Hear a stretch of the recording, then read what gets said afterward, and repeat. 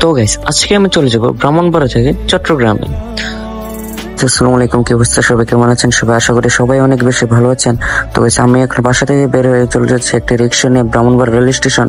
আর আমি বারবার ঘড়ির টাইম দেখতেছি, কারণ আমি অনেক লেট করে বাসা থেকে বের হয়েছি, জন্য বারবার ঘড়ির টাইম দেখতেছি। তো অবশেষে আমি ব্রাহ্মণবাড়িয়া রেল স্টেশনে এসে পৌঁছে গেছি।